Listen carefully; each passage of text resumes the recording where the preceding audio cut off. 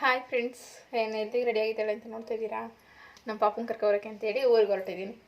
ಬನ್ನಿ ಊರಿಗೆ ಹೋಗೋಣ, ಕರ್ಕೊಂಡು ಹೋಗ್ತೀನಿ ನಿಮ್ಮನ್ನು.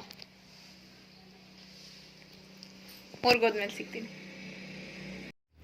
ಊರಿಗೆ ಹೋಗೋಣಂತ ಹೊರಟ ಆಯ್ತು. ಅಷ್ಟೊತ್ತಿಗೆ ನಾವು ಅಮ್ಮರೇ ಫೋನ್ ಮಾಡಿದ್ರು, ನಾನೇ ಬರ್ತೀನಿ ಪಾಪನ ಕರ್ಕೊಂಡು ಅಂತ ಹೇಳಿದ್ರು. ಅದಕ್ಕೋಸ್ಕರ ನಾನು ಸುಮ್ಮನೆ ನೋಡ್ರಿ, ನಮ್ಮಮ್ಮರು ಬಂದಿದ್ದು ಮತ್ತೆ ಹೋಗ್ತಿದ್ದಾರಲ್ಲೇ, ಅದಕ್ಕೆ ಅದನ್ನು ನೋಡ್ರಿ, ನೋಡ್ಬಿಟ್ಟು ಹೆಂಗೆ ಹೇಳ್ತಿದ್ದಾಳೆ.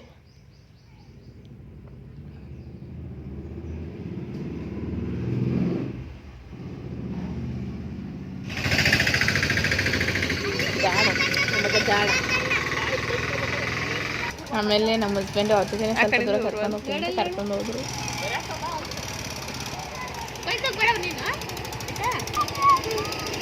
ಬಾಯಮ್ಮ,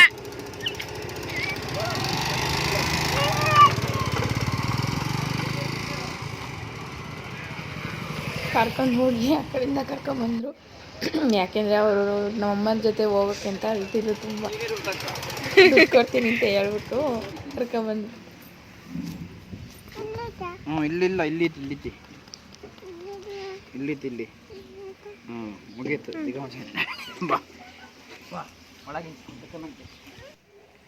ನೋಡ್ರಿ, ದುಡ್ಡು ಕೊಡೋದ ವಿಡಿಯೋ ಮಾಡ್ಬಿಡ ಅಂತಿಲ್ಲ. ಇದು ಹಬ್ಬದ ಹಿಂದಿನ ದಿನ. ನಾನು ಹಬ್ಬಕ್ಕೆ ಬೇಗ ಕೆಲಸ ಮಾಡ್ಕೊಳ್ಳೋಣ, ಬೇಗ ಮುಗಿಸ್ಬಿಡೋಣ. ಇನ್ನು ನಮ್ಮ ಹಸ್ಬೆಂಡ್ ಬೇರೆ ಮಧ್ಯಾಹ್ನ ಊಟಕ್ಕೆ ಬರ್ತಾರೆ, ಬೇಗ ಅಡುಗೆ ಮಾಡೋಣ ಅಂತ ನಾನು ಕ್ಲೀನ್ ಮಾಡ್ತಿದ್ರೆ ಇವಳು ನೋಡಿದ್ರೆ ಲಿಪ್ಟಿಕ್ ಹಾಕಿ ಓದಿದ್ದಾರೆ. ತೋರಿಸ್ತೀನಿ ತಡೀರಿ. ಯಾಕೆ ಲಿಪ್ಟಿಕ್ ಹಚ್ಕೊಂಡಿದ್ಯಾ ಮಗಳು? ಯಾಕೆ ಹಚ್ಕೊಂಡಿದ್ಯಾ?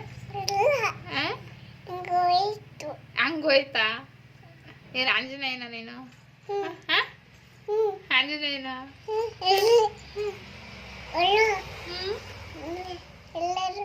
ಏನದು? ಬೇಗ ಹಬ್ಬ ಬೆಳ್ಕರಿದ್ರೆ ಹಬ್ಬ ನೋಡಿದ್ರೆ ಇವಳು ಈ ಥರ ಮಾಡ್ಕೊಂಡು ಕೂತಿದ್ದಾರೆ. ನನ್ನ ಕೆಲಸ ಮಾಡಕ್ಕೆ ಬಿಡ್ದಂಗೆ. ಮಲ್ಕ ಅಂದರೆ ಮಲ್ಕಲ್ಲ. ನೋಡಿ, ವಿಡಿಯೋ ಮಾಡ್ತಿದ್ದೀನಿ ಅಂತ.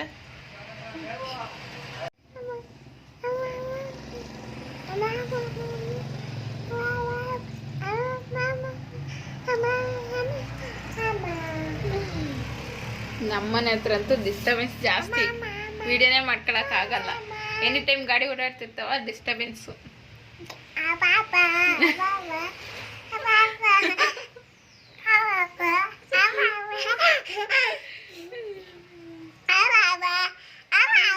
ಏಯ್ ಸರಿ ಸಾಕು, ನಡಿ ಕೆಲಸ ಮಾಡ್ಕೊಳ್ಳೋಣ ಬೇಗ. ನಾಳೆ ಹಬ್ಬ ಅಲ್ವಾ? ನಾಳೆ ಹಬ್ಬ. ಎಲ್ರಿಗೂ ಹ್ಯಾಪಿ ಶಿವರಾತ್ರಿನ ಅಡ್ವಾನ್ಸ್.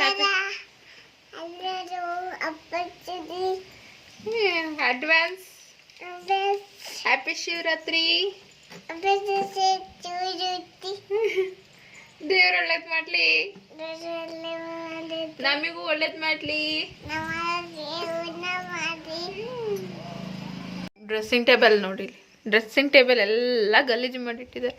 ಮಿರರ್ ಅಂತೂ ನೋಡೋಕ್ಕೆ ಆಗ್ತಿಲ್ಲ, ಆ ರೇಂಜಿಗೆ ಮಾಡಿಟ್ಟಿದ್ದಾಳೆ. ಇವಾಗೆಲ್ಲ ಕ್ಲೀನ್ ಮಾಡ್ಬೇಕು ಬೇಗ ಹಬ್ಬಕ್ಕೆ. ಎಲ್ಲ ಕೆಲಸ ಆದಮೇಲೆ ಸಿಗ್ತೀವಿ. ಕೆಲಸ ಮಾಡ್ತಾ ಇರೋದ್ರಿಂದ ಮಧ್ಯಾಹ್ನ ಅಡುಗೆನೂ ಮಾಡಿರಲಿಲ್ಲ. ಬೆಳಗ್ಗೆ ಪಾಪನ ಪೂರ್ತಿಗೆ ತಿಂಡಿ ಮಾಡಿಕೊಟ್ಟಿದ್ದೆ, ನಾನು ಕಾಫಿ ಕೊಟ್ಟು ಸುಮ್ಮನಾಗಿದೆ. ಅದಕ್ಕೆ ನಮ್ಮ ಹಸ್ಬೆಂಡು ಮಧ್ಯಾಹ್ನ ಏನು ಮಾಡೋಕ್ಕೆ ಹೋಗ್ಬಿಡ, ಪಾಪನ ಇಟ್ಕೊಂಡು ಕೆಲಸ ಮಾಡ್ತಿರ್ತೀಯ ಅಂತ ಹೇಳ್ಬಿಟ್ಟು ಅವರೇ ತೊಗೊಬರ್ತೀನಿ ಅಂತ ಹೇಳಿದ್ದು. ಅದಕ್ಕೆ ಮಧ್ಯಾಹ್ನ ಚಿತ್ರಾನ್ನ, ಮೊಸರನ್ನ ಮತ್ತು ಬೋಂಡ ತೊಗೊಂಬಂದಿದ್ರು.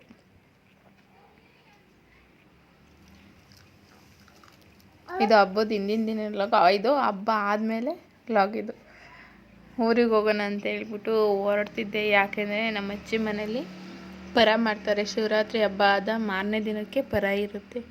ಅದಕ್ಕೆ ಪರಿಗೆ ಹೋಗೋಣ ಅಂತ ಹೇಳ್ಬಿಟ್ಟು ಹೊರಡ್ತಿದ್ದೆ. ನಮ್ಮಮ್ಮ ಬೇರೆ ಫೋನ್ ಮಾಡ್ತಾಯಿದ್ರು, ಬೇಗ ಹೊರಡು, ಟೈಮ್ ಆಗುತ್ತೆ. ಏಕೆಂದರೆ ಅಲ್ಲಿ 7:30 8 ಗಂಟೆ ಬೆಳಗ್ಗೆನೇ ಪರ ಇರೋದ್ರಿಂದ ಅದಕ್ಕೆ ಬೇಗ ಹೊರಡ್ತಾ ಇದ್ದು. ನಮ್ಮಮ್ಮ ಫೋನ್ ಮಾಡಿದ್ದು, ಫೋನಲ್ಲಿ ಮಾತಾಡ್ಕೊಂಡು ಹೊರಟೆ. ನಮ್ಮ ಪಾಪು ಅಂತೂ ಜಾಸ್ತಿ ಇದು ಮಾಡ್ತಿದ್ದು. ಬೇಗನೆ ಬೇರೆ ಎದ್ದಿದ್ದು ಕೂತ್ಕೊ ನನಗೆ ಒಂಥರ ಸುಸ್ತಾಗ್ತಿತ್ತು. ಏಕೆಂದರೆ ಕೆಲಸ ಎಲ್ಲ ಮಾಡಿಟ್ಟೋಗ್ಬೇಕಾ, ಕೆಲಸ ಎಲ್ಲ ಬಿಟ್ಟೋಗ್ಬಿಟ್ರೆ ಮತ್ತೆ ನನಗೆ ಬಂದಾಗ ರಿಸ್ಕು. ಅದಕ್ಕೆ ಇಲ್ಲಾಂದರೆ ಒಂದಿನ ಉಳ್ಕೊಂಬಿಟ್ರೆ ಮತ್ತೆ ಕೆಲಸ ಮಾಡೋಕ್ಕಾಗಲ್ಲ. ಅದಕ್ಕೆ ಎದ್ದು ಎಲ್ಲ ಕೆಲಸ ಎಲ್ಲ ಮುಗಿಸ್ಬಿಟ್ಟು ಬೇಗ ರೆಡಿ ಆಗೋಣ ಅಂತೇಳ್ಬಿಟ್ಟು ನಾನು ರೆಡಿ ಆಗಿಬಿಟ್ಟೆ. ಆಮೇಲೆ ಅಷ್ಟೊತ್ತಿಗೆ ನಾನು ರೆಡಿ ಆಗೋದ್ರೊಳಗಡೆ ನಮ್ಮ ಪಾಪು ಇದ್ಲು, ಅವಳನ್ನು ರೆಡಿ ಮಾಡಿಬಿಟ್ಟೆ ಬೇಗ.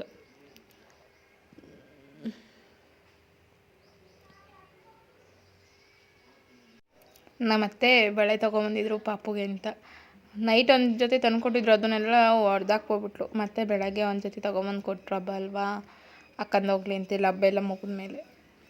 ಇದು ಹಬ್ಬದ ಮಾರನೇ ದಿವಸದ್ದು. ಏಕೆಂದರೆ ವ್ಲಾಗ್ ಹಾಕೋಣ ಅಂದರೆ ಅದನ್ನು ಮಿಸ್ ಆಗಿಬಿಟ್ಟು ಬರೀ ಶಿವರಾತ್ರಿ ಹಬ್ಬದ ದಿನದ್ದು ಹಾಕಿದ್ದೀನಿ. ಅದಕ್ಕೋಸ್ಕರ ಇದ್ರ ಜೊತೆಗೆ 2 ದಿನದ ವ್ಲಾಗ್ ಹಾಕಿದ್ದೀನಿ. ನಮ್ಮ ಹಸ್ಬೆಂಡು ಬರ್ರಿ ಅಂದರೆ ಬರಲ್ಲ ಅಂತ ಅಂದರು. ಯಾಕೆಂದರೆ ಅವ್ರ ಮಾಮ ಬೈಕ್ ಇಸ್ಕೊಂಡೋಗಿದ್ರು, ತಂದೆ ಕೊಟ್ಟಿಲ್ಲ. ಅದಕ್ಕೆ ನಾವು ಆಟೋಗೆ ಹೋಗ್ಬೇಕಿತ್ತ, ಅದಕ್ಕೋಸ್ಕರ ಬೈಕೆ ತಗೊಬರಲಿಲ್ಲ ಅಂತ ಹೇಳ್ಬಿಟ್ಟು, ನೀವಿಬ್ಬರು ಹೋಗಿರ್ರಿ, ನಾನು ಮತ್ತೆ ಸಂಜೆ ಹಂಗೆ ಬರ್ತೀನಿ ಅಂತ ಹೇಳ್ಬಿಟ್ಟು ಹೇಳಿದ್ರು. ಅದಕ್ಕೋಸ್ಕರನೇ ನಾವೇನು ಮಾಡಿದ್ವು, ನಮ್ಮ ಅಮ್ಮರ ಜೊತೆನೇ ಬೈಕಲ್ಲಿ ಹೋಗ್ಬಿಡ್ತಾರಲ್ಲ, ಹಂಗಾಗಿ ಬೈಕಲ್ಲೇ ಹೋಗ್ಬಿಡೋಣ ಅಂತ ಹೇಳ್ಬಿಟ್ಟು ನಾನು ಮತ್ತೆ ಹೋಗ್ಬಿಟ್ಟೆ ಬೇಗನೆ. ಅದಾದಮೇಲೆ ಅಲ್ಲೇ ನಮ್ಮಮ್ಮ ಫೋನ್ ಮಾಡಿದರು, ಎಲ್ಲಿದೆಯಾ, ಬರ್ತಿದೆಯಾ ಹೆಂಗೆ ಅಂತ ಹೇಳ್ಬಿಟ್ಟು. ಅದಕ್ಕೆ ನಮ್ಮ ಅಮ್ಮನ ಹತ್ರನೇ ಮಾತಾಡ್ಕೊಂಡು ಹೊರಟ್ಬಿಟ್ಟೆ ನಾನು. ಏಕೆ ಟೈಮ್ ಆಗಿಬಿಡುತ್ತಲ್ಲ ಅಂತ ಹೇಳ್ಬಿಟ್ಟು ಆಟೋ ಸಿಕ್ತು ನಮಗೆ. ಆಟೋದಲ್ಲೇ ಹೋಗ್ಬಿಡ್ತೀನಿ ಅಂತ ಹೇಳಿದ್ರು. ಆಟೋಗೆ ಬಂದೆ. ಇಲ್ಲಾಂದರೆ ನಮ್ಮಮ್ಮ ಮಿಸ್ ಆದ್ಮೇಲೆ ಬಸ್ಸಿಗೆ ಅದಕ್ಕೆ ಬೇಗ ಹೋದರೆ ಬೇಗನೆ ಹೋಗ್ಬೋದು ಅಂತ ಅಂದ್ಕೊಂಡು ಬೇಗ ಬಂದ್ಬಿಟ್ಟೆ. ನಮ್ಮ ಪಾಪು ಗಾಳಿ ಅಂದ್ರೇ ಆಗಲ್ಲ. ಅದಕ್ಕೆ ಅಮ್ಮ ಒಚ್ಚಮ್ಮ ಅಂತ ಹೇಳ್ಬಿಟ್ಟು ಊಟ ಅಲ್ಲಿಗೆಲ್ಲ ಬಂದು ಬಸ್ ಸ್ಟಾಪಿಗೆ. ಏಕೆಂದರೆ ಬಸ್ ಸ್ಟ್ಯಾಂಡಿಂದ ಮತ್ತೆ ಇಲ್ಲಿದ್ರೆ ನಡ್ಕೊಂಡು ಹೋಗಿ ಹಿಂಸೆ ಆಗುತ್ತೆ ಅಂತ ಹೇಳ್ಬಿಟ್ಟು ಅವಳೇ ಬಂದಿದ್ದು ಕರ್ಕೊಂಡು ಹೋಗ್ತೀನಿ ಅಂತ ಹೇಳಿ. ಸುಮ್ಮನೆ ನಾವು, ಏಕೆಂದರೆ ಬಸ್ ಸ್ಟ್ಯಾಂಡೇ ಲಾಸ್ಟು, ನಾವು ಇಳ್ಕೊಳ್ಳೋದು ಮುಂದಕ್ಕೆ ನಿಲ್ಸೋದೇ ಇಲ್ಲ. ತುಂಬ ದೂರ ನಡ್ಕೊಂಡು ಹೋಗ್ಬೇಕು, ಪಾಪುನ ಬ್ಯಾಗ್ ಎತ್ಕೊಂಡು ಹೋಗೋಕ್ಕಾಗಲ್ಲ ಅಂತ ಹೇಳ್ಬಿಟ್ಟು ಅವಳೇ ಬಂದು. ನಮ್ಮಮ್ಮ ಅಲ್ಲೇ ಅಂಗಡಿ ಹತ್ರನೇ ಕಾಯ್ತಾಯಿದ್ರು. ಏಕೆಂದರೆ ಈ ಕಡೆ ರೋಡ್ ಸೈಡಿಗೆ ದಾಟಿರಲಿಲ್ಲ, ನಾವು ಬರಲಿ ಅಂತ ಕಾಯ್ತಾಯಿದ್ರು. ನಾವು ಬಂದಷ್ಟೇ ಅವರು ಬಂದು 3 ಜನ ಬೈಕಲ್ಲಿ ಅಲ್ಲಿಂದ ಮತ್ತೆ ಜೊತೆ ಇದು ನೋಡ್ರಿ, ನಮ್ಮ ಪಾಪ ದೇವಸ್ಥಾನದ ವೀಡಿಯೋ ಮಾಡ್ಕೊಬರೋದು ಅಂತ ಹೇಳಿದ್ರು. ಈ ಥರ ವೀಡಿಯೋ ಮಾಡ್ಕೊಬಂದಿದ್ದಾರೆ.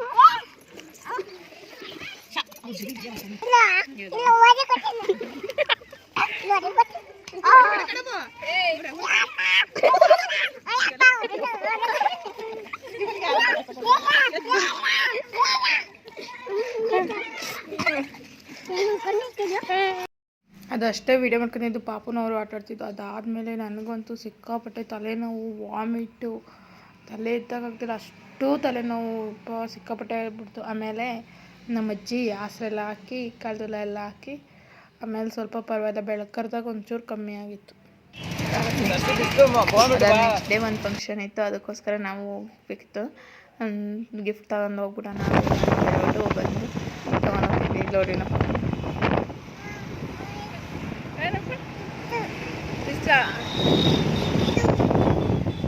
ಅವಳಿಗೆ ಗಾಳಿ ಅಂದರೆ ಆಗ್ದು, ಬೈಕಲ್ಲಿ ಹೋಗ್ಬೇಕಾರಾಗಲಿ ಏನಾರಾಗಲಿ ಗಾಳಿ ಅಂದರೆ ಆಗ್ದು. ಅದಾದಮೇಲೆ ಅಲ್ಲೆಲ್ಲ ಹೋಗ್ಬಿಟ್ಟು ಮನೆ ಹತ್ರ ಹೋಗೋಷ್ಟೊತ್ತಿಗೆ ವ್ಯಾನ್ ಬಂದಿತ್ತು. ಆ ವ್ಯಾನಿಗೆ ಅಲ್ಲೇ ಅರ್ಧ ದೂರದಲ್ಲೇ ಹತ್ತಿಬಿಟ್ಟು ಬೈಕ್ ಮನೆ ಹತ್ರ ತಂದು ನಿಲ್ಲಿಸ್ಬಿಟ್ಟಿದ್ರು ನಮ್ಮ ಹಸ್ಬೆಂಡ್. ಆಮೇಲೆ ಅವರೇ ಬಂದರು. ಅಲ್ಲಿಂದ ಬಂದರೆ ಫಂಕ್ಷನ್ಗೆ ಹೋದ್ವಲ್ಲ, ನಮ್ಮ ಪಾಪು ನಾನು ಕೊಡ್ತೀನಿ ಅಂತೇಳಿ ಇಟ್ಕೊಬಿಟ್ಟಿದ್ವಿ. ಇದೇ ಪಾಪು ಬರ್ತಾರೆ ಮತ್ತು ನಾವು ಇವರು ನಮ್ಮ ಹಸ್ಬೆಂಡ್ ಕಡೆಯವರು, ರಿಲೇಷನ್ ಅಂದರೆ ಊರವರು, ನಮ್ಮ ಹಸ್ಬೆಂಡ್ ಊರವರು. ಅವಳ ಹೆಸರಿಂದ ರಾಹಿತ್ಯ ಅಂತ ಎಷ್ಟು ಚೆನ್ನಾಗಿ ರಾಯಿಸ್ಕೊಟ್ಟಿದ್ದಾರಲ್ಲ. ಆ ಪಾಪದೇ ಇದ್ದಿದ್ದು ನಾಮಕರಣ ಫಂಕ್ಷನ್ ಎಲ್ಲ ಚೆನ್ನಾಗಾಯಿತು. ಅದಾದಮೇಲೆ ಏನು ಫೋಟೋಸ್ ಏನೋ ಜಾಸ್ತಿ ತಗೊಳ್ಳಿಲ್ಲ. ಅದಾದಮೇಲೆ ನಮ್ಮ ಪಾಪು ಬಾರಮ್ಮ ಹೋಗೋಣ ಗಿಫ್ಟ್ ಕೊಡೋಣ ಅಂತಿಲ್ಲ. ಅದಾದಮೇಲೆ ನಾವು ಹೋಗಿ ಗಿಫ್ಟ್ ಎಲ್ಲ ಕೊಟ್ಬಿಟ್ಟು ಬಂದ್ವಿ. ಅಲ್ಲಿಂದ ಅರಿಶಿನ ಕುಂಕುಮ ಎಲ್ಲ ತಗೊಂಡು ಊಟ ಎಲ್ಲ ಮಾಡ್ಕೊಂಡು ಬಂದು ಸಂಜೆ ಎಷ್ಟು ನೈಟ್ 9 ಗಂಟೆ ಆಗಿತ್ತು. ಅಷ್ಟು ಲೇಟಾಗಿ ಬಂದ್ವಿ ಅಲ್ಲಿಂದ. ಅಷ್ಟೇ ನಾನು ಫುಲ್ ವಿಡಿಯೋ ನೋಡಿದ್ದೆ. ಎಲ್ಲರಿಗೂ ಥ್ಯಾಂಕ್ಸ್, ಧನ್ಯವಾದಗಳು. ಲೈಕ್ ಮಾಡ್ಕೊಳ್ಳಿ.